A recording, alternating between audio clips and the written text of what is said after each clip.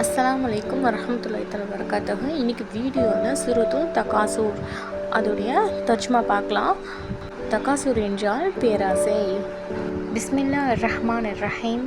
அளவற்ற அருளாளனும் நிகழற்ற அன்புடனுமாகிய அல்லாஹ்வின் திருப்பெயரால் ஆரம்பம் செய்கின்றேன்.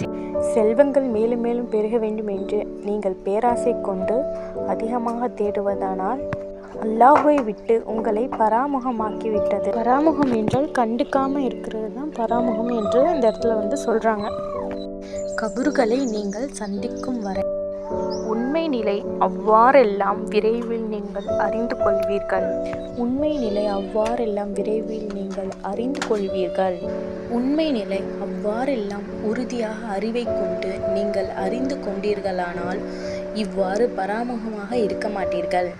அப்பேராசையின் காரணமாக நீங்கள் நரகத்தை திண்ணமாக காண்பீர்கள். பிறகு உறுதியான கண்ணால் அதனை திண்ணமாக நீங்கள் காண்பீர்கள். பிறகு அந்நாளில் உலகில் கொடுக்கப்பட்ட அருள்கொடையை பற்றி நீங்கள் திண்ணமாக விசாரிக்கப்படுவீர்கள்.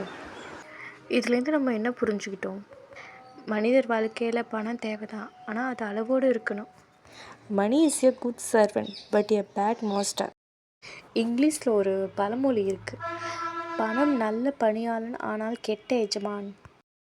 பணம் நமக்கு பணி செய்யட்டும், நமக்கு அடிமையாக இருக்கட்டும். ஆனால் அதற்கு நாம் அடிமையாகிவிட்டால் கபரை நாம் சந்திக்கும் வரை அந்த அடிமையை விடுவித்து கொள்ள முடியாது. அஸ்ஸலாமு அலைக்கும் வரஹ்மத்துல்லாஹி தஆலா வபரகாத்துஹு.